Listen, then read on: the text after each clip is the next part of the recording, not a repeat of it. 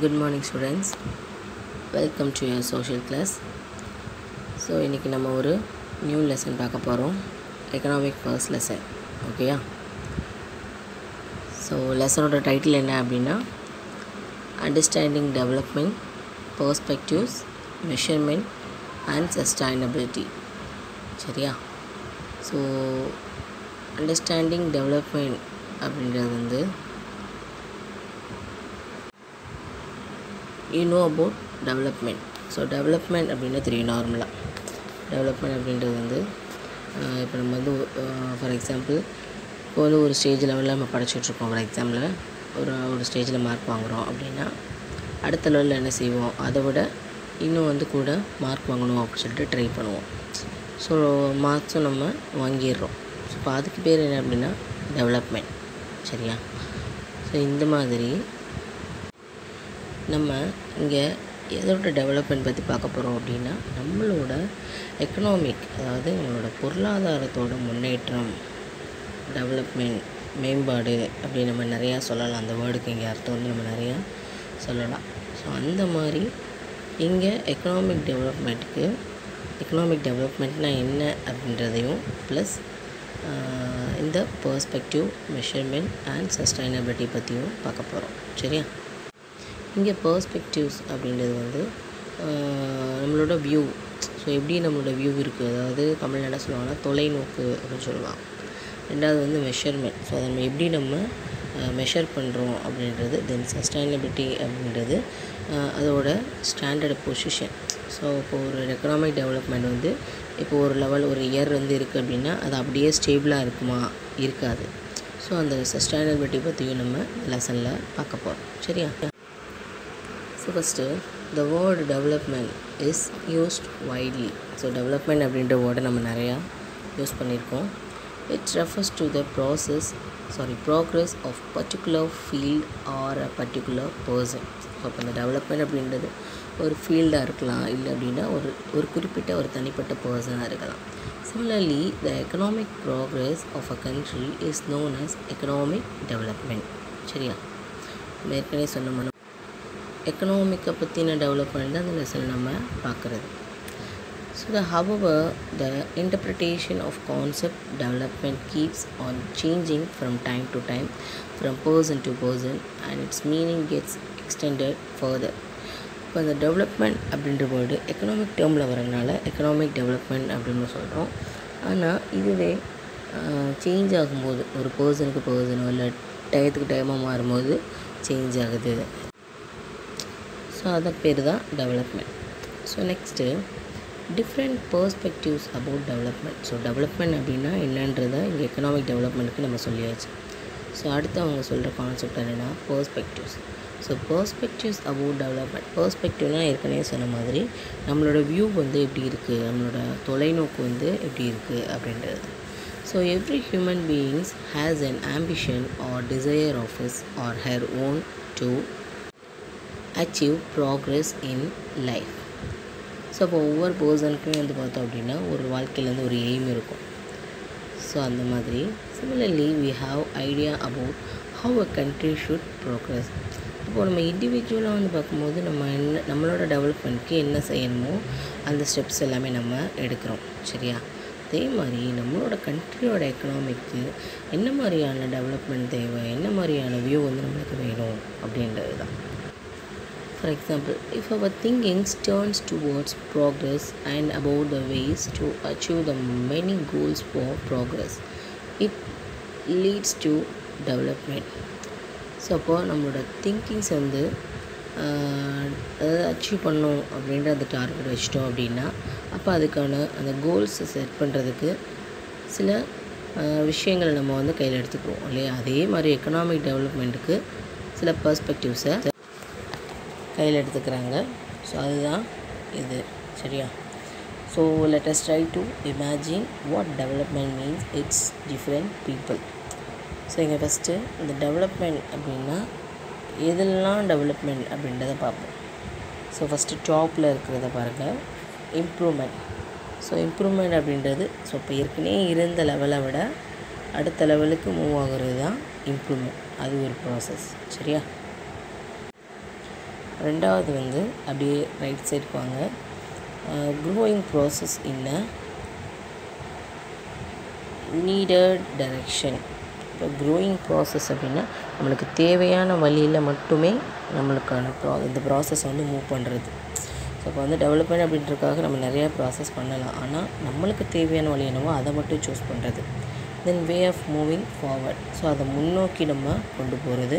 Then not doing same mistake twice. அப்போ நம்ம போகிற பாதையில் ஒரு தடவை மிஸ்டேக் ஆச்சு அப்படின்னா அந்த மிஸ்டேக்கை மறுபடியும் செய்யாமல் இருக்கிறது. Then part of daily life. அப்போ நம்ம இந்த அச்சீவ் பண்ணக்கூடிய கோலுக்குரிய அந்த டெவலப்மெண்ட்க்குரிய ப்ராசஸை நம்மளோட டெய்லி லைஃப்பில் அப்பியர் பண்ணிக்கிறோம். தென் அட்வான்ஸ். ஸோ அதே ஸ்டேஜில் போயிட்டுருக்காமல் அட்வான்ஸ் லெவலில் மூவ் பண்ணணும். தென் grown within.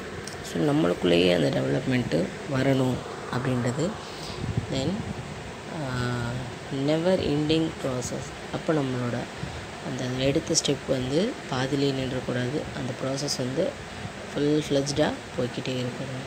Then பெட்டரிங் your self. So நம்மளால் எந்தளவுக்கு அதை டெவலப் பண்ண முடியுமோ அந்தளவுக்கு நம்ம கொடுக்கணும்.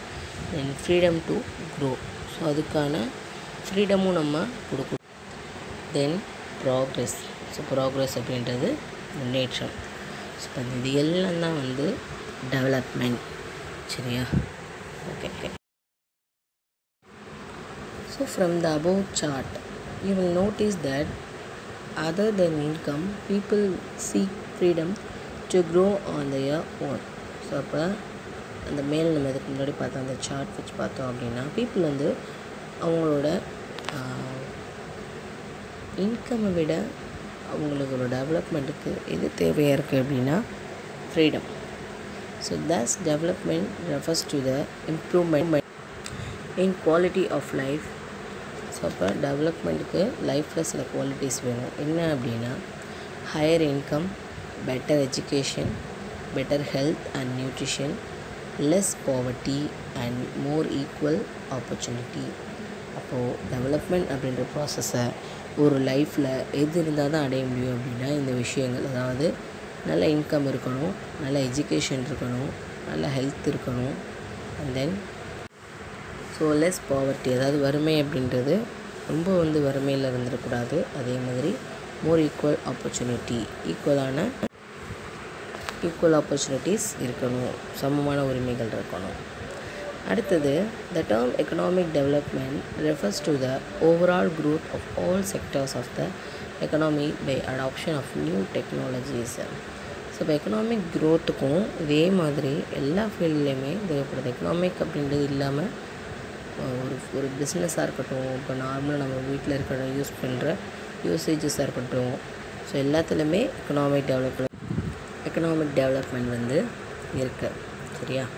So economic development improves the living standards of people as well as the status of the country. இப்போ எக்கனாமிக் டெவலப்மெண்ட் அப்படின்றது ஒரு தனி மனிதனோட வாழ்க்கை தரம், அதாவது லிவிங் ஸ்டாண்டர்ட் ஆஃப் பீப்புள் அப்படின்னா ஒரு தனிப்பட்ட மனிதனோட வாழ்க்கையோட டெவலப்மெண்ட், அதை பொறுத்தும் அதே மாதிரி கண்ட்ரியோட எக்கனாமிக் ஸ்டேட்டஸை பொறுத்தும் அதோட க்ரோத் இருக்கும் அப்படின்றது தான். ஸோ இதுக்கு முன்னாடி நம்ம பார்த்தது எல்லாமே அதோட பர்ஸ்பெக்டிவ்ஸ், அதாவது நம்மளோட வியூ வந்து எப்படி இருக்குது அப்படின்றது. ரெண்டாவது வந்து இங்கே indicators of economic development. Indicator அப்படின்னா உங்களுக்கு தெரியும் இல்லையா? ஸோ இங்கே இண்டிகேட்டர் அப்படின்றது வந்து சிம்பிள்ஸ். சரியா? அதாவது எக்கனாமிக் டெவலப் ஆகுது அப்படின்றத நம்மளுக்கு வெளிப்படுத்தக்கூடிய சிம்பிள்ஸ் தான் இங்கே இண்டிகேட்டர்ஸ் அப்படின்னு சொல்கிறாங்க. So the major indicators to measure the level of economic development are net national product, NNP அப்படின்னு சொல்லுவாங்க. Then per capita income, PCI அப்படின்னு சொல்லுவாங்க. Then purchasing power parity, PPP. Then human development index அப்படின்றது. சரியா? So இந்த concept எல்லாமே உங்களுக்கு நியூவான concept. இப்போ இதை வந்து நம்ம ஒன் பை ஒன்னாக பார்ப்போம். சரியா? அப்போ எக்கனாமிக் டெவலப்மெண்ட்டுக்கு குறியீடுகளாக சொல்கிறதுல ஃபஸ்ட்டு என்ன சொல்கிறாங்க அப்படின்னா இந்த நெட் நேஷ்னல் ப்ராடக்ட் அப்படின்றது தான். ஸோ நெட் நேஷ்னல் ப்ராடக்ட்னு என்னென்னு பாருங்கள். So the net national product is considered as a true measure of national output. சரியா? ஸோ அப்போ நேஷ்னல் இன்கம் அப்படின்றது ட்ரூவான நேஷ்னல் இன்கம்மை கொண்டு வருது தான் இந்த நெட் நேஷ்னல் ப்ராடக்ட். சரியா? So it is also known as national income. So national இன்கம்னும் இதை நம்ம சொல்லலாம். அதாவது இது நாட்டோட வருமானம். A rise is per capita income means an increase in aggregate real output. Hence, this is a better indicator than national income for measuring development. So இப்போ net national product அப்படின்றது வந்து ஸோ இதுக்கு வந்து ஒரு ஃபார்முலா சொல்லுவாங்க. NNP is equal to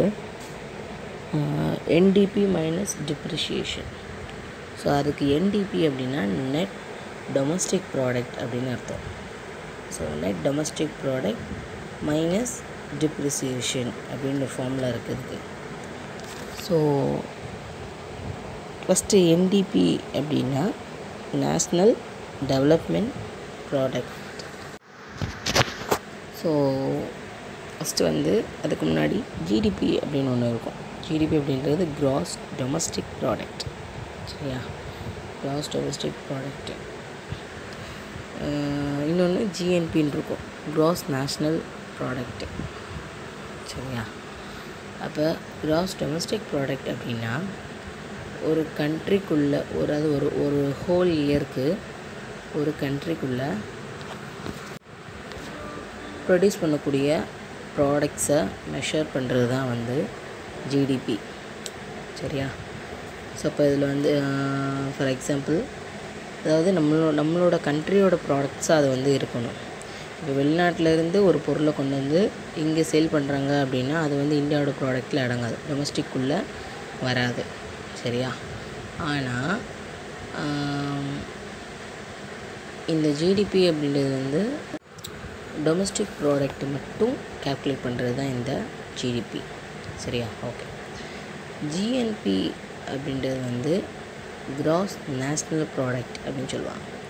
அப்போ cross national product அப்படின்றது இதுக்குள்ளே என்னெல்லாம் அடங்கும் அப்படின்னா மற்ற கண்ட்ரிஸோட ப்ராடக்ட்ஸ் சேர்ந்து இதில் அடங்கும். ஸோ இது வந்து cross national product.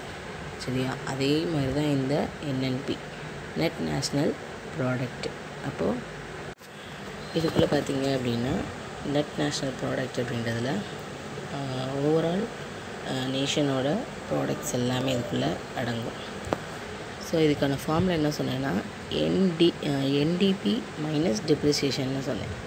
So NDP அப்படின்னா நெட் டொமஸ்டிக் ப்ராடக்ட். அப்போ நெட் டொமஸ்டிக்னு வரும்போது இதுக்குள்ளே எது சேராதுன்னா அதர் கண்ட்ரிஸோட ப்ராடக்ட்ஸ் எதுவுமே இதில் சேராது. மைனஸ் டிப்ரிசியேஷன் அப்படின்னா டிப்ரிசியேஷன் அப்படின்றது தேய்மானம். சரியா? ஸோ தேய்மானம். ஸோ அந்த இப்போ ஒரு கம்பெனி இருக்குது, அந்த கம்பெனியில் வந்து நிறைய ப்ராடக்ட்ஸ் வந்து ப்ரொடியூஸ் பண்ணுறாங்க.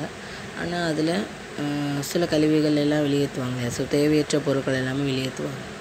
ஸோ அந்த பொருட்கள் எல்லாத்தையுமே மைனஸ் பண்ணி கரெக்டான மெஷரை கொடுக்குறது தான் இந்த NNP. ஸோ இந்த NNP அதனால தான் என்ன சொல்கிறாங்க அப்படின்னா இண்டிகேட்டர்ஸ் ஃபார் த டெவலப்மெண்ட். அப்போது ஒரு நேஷ்னல் இன்கம் அப்படின்றது இது எல்லாம் கொண்டது தான் நேஷ்னல் இன்கம். ஸோ இதுதான் வந்து நேஷ்னல் இன்கம்னு பார்த்தாச்சு. ஸோ இது வந்து என்ன சொல்கிறாங்க அப்படின்னா எக்கனாமிக் டெவலப்மெண்ட்டோட ஒன் ஆஃப் த இண்டிகேட்டர் அப்படின்னு சொல்கிறாங்க. ஸோ ரெண்டாவது தான் இந்த பெர் கேபிட்டா இன்கம். அப்போது அடுத்து என்ன நேஷ்னல் இன்கம்மை பொறுத்து அமையும். ஓகே. ரெண்டாவது வந்து per capita income. Per capita income அப்படின்றது வந்து ஒரு தனி மனிதனோட வருமானம். ஸோ என்ன தான் வந்து நம்ம ப்ராடக்ட் ப்ரொடியூஸ் பண்ணுறோம், என்ன இது பண்ணாலும் ஒரு தனி மனிதனோட வருமானம் அப்படின்றதும் முக்கியம்.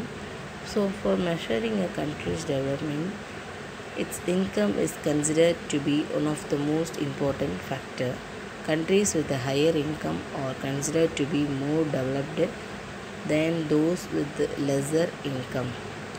ஸோ அப்போ இந்த இண்டிகேட்டர்ஸ், அதாவது இந்த டெவலப்மெண்ட்டுக்கு எதுவும் ரொம்ப முக்கியம் அப்படின்னா ஒரு தனிப்பட்ட மனிதனோட வருமானமும் ரொம்பவே முக்கியம். So the countries with the higher income are considered to be the development more than lesser income. அப்போ ஒரு தனிப்பட்ட மனிதனுக்கு எந்த கண்ட்ரியில் இன்கம் வந்து ஜாஸ்தி இருக்கோ அந்த கண்ட்ரி வந்து க்ரோனப் வந்து பார்த்திங்க அப்படின்னா ஜாஸ்தியாக இருக்கும். சரியா? So income itself is considered to be one of the indicators of economic development. அப்போது எக்கனாமிக்கோட இண்டிகேட்டர்ஸில் வந்து இதுவும் ஒன்று. ஸோ இந்த per capita income, however, for comparing the development of various countries, total income is not satisfactory measure. So இப்போ ஒரு பர்சனோட இன்கம்மை வந்து கால்குலேட் பண்ணாமல் நேஷ்னல் இன்கம் வந்து ஃபுல்ஃபில் ஆகாது. Since countries have different population, comparing total income will not be suggestive of what an average person is likely to earn. அப்போது ஒரு தனிப்பட்ட மனிதனோட இன்கம்மை நம்மளால் கண்டிப்பாக மெஷர் பண்ண முடியாது.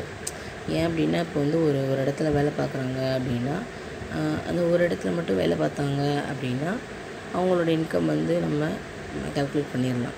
ஆனால் நிறையா வந்து பிஸ்னஸ் பண்ணுறவங்க அப்படின்ற மாதிரி இருக்காங்க. ஸோ அவங்களுக்கு என்ன இன்கம் வருது அப்படின்றதே தெரியாத அளவுக்கு எல்லாமே இருக்குது.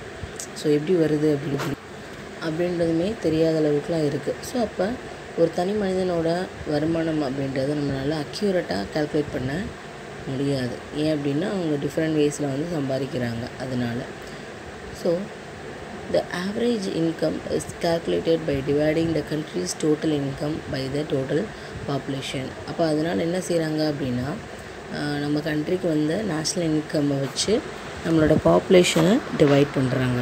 அப்போ அதை வச்சு தான் ஸோ அப்போ ஒவ்வொரு மனிதனுக்கும் அது வந்து மாறிக்கிட்டே இருக்கும். So the average income is calculated by dividing country's total income by its total population. இப்போ per capita இன்கமோட ஃபார்முலா என்ன அப்படின்னா நேஷ்னல் இன்கம் பை பாப்புலேஷன். அப்போ நேஷ்னல் இன்கம்மை வச்சு ஓவரால் பாப்புலேஷனால் என்ன செஞ்சுறாங்க அப்படின்னா டிவைட் பண்ணிவிட்டு ஒரு தனிப்பட்ட மனிதனோட வருமானத்தை கால்குலேட் பண்ணுறாங்க. So the average income is also called per capita income. So அப்போ அந்த ஆவரேஜ் இன்கம் தான் என்ன சொல்கிறோம் அப்படின்னா per capita income அப்படின்னு சொல்கிறோம். So calculations on per capita income of all countries are calculated only in the US dollars in order to compare international level. அப்போ நம்ம வந்து நம்மளோட மணியோட வேல்யூ இருக்கு இல்லையா, ஸோ அந்த வேல்யூ எதை பேஸ் பண்ணி தான் இருக்கும் அப்படின்னா US டாலர்லாம் பேஸ் பண்ணி தான் இருக்கும். ஸோ அப்போ அதை பொறுத்து வந்து ஒரு கண்ட்ரியோட மணியோட வேல்யூவும் மாறும், பெர் கேபிட்டா இன்கமோட லெவலும் சேஞ்ச் ஆகும். இது வந்து இன்னொரு இண்டிகேட்டர். டூயின்னு பாருங்களேன். So final money value of total goods and services produced within the geographic boundaries of a country during a specified period of time, normally a year is known as gross domestic product. அப்போ நான் ஏற்கனவே சொன்ன மாதிரி GDP அப்படின்றது final money value அப்படின்றது எதை base பண்ணியிருக்கோம் அப்படின்னா total goods and services produced within the geographic boundaries of a country. சரியா? ஸோ அதுக்கு பேர் தான் ஜிடிபி. ஸோ ரெண்டாவது பார்த்திங்க அப்படின்னா per capita income. So according to the world bank report, new income measurement of countries are classified as below. அதாவது 2017-18 report படி. So அது என்னென்னு பார்ப்போம். ஸோ அந்த பெர் கேபிட்டா இன்கம்மை நம்ம யூஎஸ் டாலர் பேஸ் பண்ணி தான் மெஷர் பண்ணுறாங்கன்னு சொன்னோம், அதுதான் இங்கே. So types of countries per capita income US டாலரில். ஸோ லோ இன்கம்மாக இருக்குது அப்படின்னா அவங்களோட அந்த டாலர் படி பார்த்தோம் அப்படின்னா more than 1,005. தென் லோவர் மிடில் இன்கம் அப்படின்னா 1,006லேருந்து 3,955 வரைக்கும். தென் அப்பர் மிடில் அப்படின்னா 3,956 to 12,235 வரைக்கும் அந்த மணியோட வேல்யூ இருக்கும். தென் ஹை இன்கம் அப்படின்னா 12,235 அபோவில் இருக்கும்.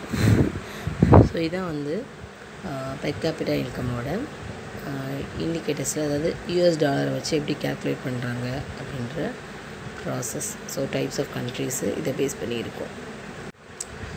அடுத்த இண்டிகேட்டர் என்ன அப்படின்னா purchasing power parity. So purchase அப்படின்னா தெரியும் நம்ம வாங்குறது. ஸோ அப்போ பர்ச்சேசிங் பவர் பேரிட்டி அப்படின்றது வந்து கன்சியூமர் வந்து எந்தளவுக்கு வந்து ப்ராடக்ட்ஸை வந்து வாங்குகிறாங்க. ஒரு ப்ராடக்டை வந்து ப்ரொடியூஸ் பண்ணலாம், ஆனால் அது எந்தளவுக்கு சேல் ஆகுது அப்படின்றத பொறுத்து தான் அந்த பர்ச்சேஸ் பவர் அப்படின்றது இருக்குது. அப்போ பர்ச்சேசிங் பவர் பேரிட்டி அப்படின்றதுல is defined as the number of units of a country's currency required to buy the same amount of goods and services in the domestic market as $1 would buy in the US. அப்போ எந்த அளவுக்கு வந்து ஒரு product வந்து அந்த பீப்புளோட, அதாவது அந்த கண்ட்ரியோட கரன்சிலேயே வந்து சேல் ஆகுது அப்படின்றது தான் பர்ச்சேசிங் பவர் பேரிட்டி. ஸோ அப்போ அதோட ஈக்குவல் வரும்போது $1 equal to $. So the technique of purchasing power parity allows us to estimate what exchange between two currencies is needed to express the accurate purchasing power of the two currencies in the respective countries. So அப்போ எது வந்து purchasing பவரை decide பண்ணுது அப்படின்னு சொல்கிறாங்கன்னா, இந்த கண்ட்ரியோட கரன்சியோட value தான் இது வந்து டிசைட் பண்ணுது. சரியா? ஸோ மணியோட வேல்யூ அப்படின்றது மாறிக்கிட்டே இருக்கு இல்லையா? ஸோ இப்போ முன்னாடிலாம் பார்த்திங்க அப்படின்னா, இப்போது 80s 90s பார்த்திங்க அப்படின்னா 10 ரூபா அப்படின்றது வந்து ஒரு பெரிய விஷயமா இருக்கும். அவங்களுக்கு நார்மல் காசு எவ்வளோ அப்படின்னா ₹1 தான் இருக்கும். 10 ரூபா அப்படின்றது பெரிய விஷயம். ஆனால் இப்போ உள்ள இதில் வந்து பார்த்திங்க அப்படின்னா 10 ரூபா வந்து ரொம்பவே வந்து சீப்பான ஒரு ரேட் மாதிரி இருக்குது. ஈவன் 100 கூட அந்த லெவலில் தான் இருக்குது. அப்போது மணியோட வேல்யூ அப்படின்றது வந்து கண்ட்ரியோட இந்த பர்ச்சேசிங் பவரை பொறுத்து தான் அது வந்து மாறுபடும். So India become the 3rd largest economy in terms of purchasing power parity. So India வந்து 3rd லெவலில் இருக்குது. Then China become the largest, defeating the US to the 2nd position. So அப்போ அமெரிக்காவோட பீட் பண்ணி ஆனாலும் முடியலை. 2nd பொசிஷனில் China இருக்குது, 1st பொசிஷனில் அமெரிக்கா. சரியா? ஸோ அது வந்து பர்ச்சேசிங் பவர் பேரிட்டி. அது வந்து இன்னொரு இண்டிகேட்டர். அடுத்த இண்டிகேட்டர் என்ன அப்படின்னா human development index. So human resource is necessary for the progress of any country. அப்போ ஒரு கண்ட்ரியோட டெவலப்மெண்ட்டுக்கு ஹியூமன் ரிசோர்ஸும் ரொம்பவே முக்கியம். So the term human resources refers to the collective abilities of people which can be utilized in the production sector. இங்கே human resource அப்படின்றது வந்து மனித வளம் அப்படின்னு சொல்லுவாங்க. ஸோ மனிதனோட வளம் இல்லை அப்படின்னா நம்ம என்ன தான் டெவலப்மெண்ட் கொடுத்தாலும் என்ன தான் இது பண்ணாலும் அதை செய்கிறதுக்கு வந்து ஹியூமன்ஸ் அப்படின்றது வேணும் இல்லையா? ஸோ அது வந்து ஹியூமன் ரிசோர்ஸு. ஆக்சுவலாக இப்போ இருக்கிற சிச்சுவேஷனில் பார்த்தோம் அப்படின்னா நம்மளோட அந்த பாப்புலேஷனே வந்து பார்த்தோம் அப்படின்னா ஓவரால் வேர்ல்டு லெவலில் இனி அடுத்த கால்குலேஷனில் கண்டிப்பாக குறைஞ்சிருக்கும் இல்லையா? ஸோ அப்போ ஒரு ஹியூமன் டெவலப்மெண்ட் இண்டெக்ஸ் அப்படின்றதுக்காக என்ன ப்ராசஸ் பண்ணுறாங்க? வாட் இஸ் HDI அப்படின்னா ஃபஸ்ட்டு திங் பர்த்துலேருந்தே ஸ்டார்ட் பண்ணுறாங்க. So life expectancy is birth. So அப்போ ஹியூமனோட ரிசோர்ஸுக்காக இப்போ பார்த்திங்க அப்படின்னா இப்போ கவர்மெண்ட்லேருந்து பார்த்தோம் அப்படின்னா பிறந்த குழந்தைங்களுக்கு வந்து ஊசி போடுவாங்க. அதுக்கு முன்னாடி அவங்களோட பேரண்ட்ஸுக்கு வந்து, அதாவது அவங்க அம்மா வந்து ப்ரெக்னெண்ட்டாக இருக்கும்போது பார்த்தோம் அப்படின்னா அந்த குழந்தைக்கு தேவையான சத்தாக இருக்கக்கூடிய விஷயங்கள், மருந்தாக இருக்கட்டும் இல்லை இன்ஜெக்ஷன்ஸாக இருக்கட்டும், ஸோ அந்த மாதிரி கவர்மெண்ட்டே ஃப்ரீயாக ப்ரொவைட் பண்ணுறது. ஸோ மனிதனோட வளர்ச்சிக்காக, அதாவது செல்ஃப் டெவலப்மெண்ட்காக ஃபஸ்ட்டு ஸ்டெப் அது. 2வது ஆவரேஜ் எஜுகேஷன் லெவல்ஸு. ஸோ இப்போ அடுத்து என்ன கொடுக்குறாங்க அப்படின்னா அவனுக்கு தேவையான எஜுகேஷனை கொடுக்குறாங்க. பிறந்து வளர்ந்ததுக்கப்புறம் அவனுக்கு தேவையான எஜுகேஷன் கொடுக்குறாங்க. 3வது standard of living. So standard of living அப்படின்னு வரும்போது அவனுக்கு தேவையான வேலை வாய்ப்பை ஏற்படுத்தி கொடுக்குறது. ஸோ இந்த 3 ப்ராசஸும் செய்கிறது தான் HDI, ஹியூமன் டெவலப்மெண்ட் இண்டெக்ஸ். இப்போ பாருங்களேன், இந்த 3மே கிடச்சிருச்சு. அதாவது அந்த மனுஷன் வந்து ஃபஸ்ட்டு பிறக்கிறதுக்கான வழியே வந்து கொடுக்குறது, தென் அடுத்து அவனுக்கு தேவையான கல்வி, தென் அவனுக்கு தேவையான வேலைவாய்ப்பு, வாழ்க்கை தரம் கொடுத்துட்டோம் அப்படின்னா ஆட்டோமேட்டிக்காக வந்து ஒரு ஹியூமனோட டெவலப்மெண்ட் அப்படின்றது ஸ்டாண்டர்டாக இருக்கும். ஸோ இப்போ ஹியூமனோட லைஃப் வந்து ஸ்டாண்டர்டாக இருந்துச்சு அப்படின்னாலே அடுத்த ஸ்டெப் என்ன ஆகும், அவனோட அந்த முயற்சி, அந்த வேலைகள் மூலமாக நம்மளோட கண்ட்ரியோட எக்கனாமிக்கும் டெவலப் ஆகும். அதுதான் இங்கே. So the human resource development means the development of a person's physical and mental abilities through education, healthcare and training. அப்போ இந்த மூணையும் கொடுக்கும்போது தான் ஒரு ஹியூமனோட ரிசோர்ஸ் டெவலப்மெண்ட் கரெக்டாக இருக்குது. Therefore, investment in education and health of people can result in a high rate of returns in the future for a country. அப்போ ஒரு தனி மனிதனுக்கு நல்ல ஒரு ஆரோக்கியத்தையும் அதே மாதிரி நல்ல ஒரு எஜுகேஷனையும் கொடுக்கும்போது அது நல்ல ஒரு க்ரோத்தை கொடுக்கும் ஃப்யூச்சரில் அப்படின்றது. For example, if a child is invested with a good education and health, he or she may turn to a very productive in future in the forms of higher earnings and greater contribution to the society. So அப்போ ஒரு குழந்தைய தனிப்பட்டமாக எடுக்கும்போது அவனுக்கு தேவையான health education கொடுக்கும்போது அடுத்து அவன் வந்து கண்டிப்பாக கண்ட்ரிக்காக டெவலப்மெண்ட்டை கொடுப்பான். So human development index which indicates all round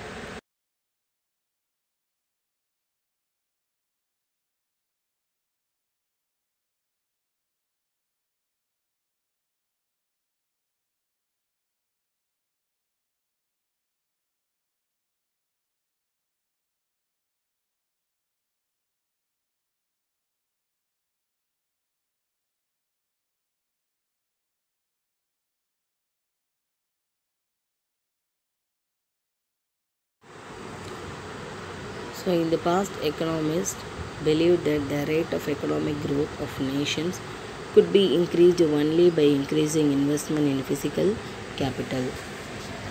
so இப்போ முன்னாடி இருந்த அந்த எக்கனாமிக்ஸ் பொருளாதார வல்லுநர்கள்லாம் என்ன நினச்சாங்க அப்படின்னா, growth of nation வந்து increase by the investment in the physical capital. அப்போ ஃபிசிக்கல் கேபிட்டல் இருந்தால் மட்டும்தான் அது டெவலப் ஆகும் அப்படின்னு நினச்சாங்க. But they have realized that over that investment of in human capital is as important as investment in physical capital. அப்போ physical capital human capital ரொம்பவே முக்கியம் அப்படின்னு அதுக்கப்புறம் தான் இப்படி வந்துச்சு. ஸோ இதுதான் வந்து ஹியூமன் டெவலப்மெண்ட் இண்டெக்ஸு. ஸோ ஒரு டோயின் என்ன சொல்கிறாங்க அப்படின்னா, the Ministry of Human Resource Development is responsible for the development of human resource in India. Its headquarters is situated at Shastri Bhavan in New Delhi. So அப்போ இதுக்காக ஒரு மினிஸ்ட்ரியே வந்து நம்மளோட கண்ட்ரியில் இருக்குது. சரியா? ஸோ இதான் வந்து ஹியூமன் டெவலப்மெண்ட் இண்டெக்ஸ். ஸோ இது வரைக்கும் நம்ம பார்த்தது what is economic development and then indicators of the economic development அப்படின்னு நம்ம பார்த்துருக்கோம். ஸோ இது வரைக்கும் பார்த்த வரைக்கும் தெளிவாக படிங்க. ஸோ நெக்ஸ்ட் கிளாஸில் இதோட கண்டினியூவேஷன் என்ன அப்படின்றத பற்றி பார்ப்போம். தேங்க்யூ.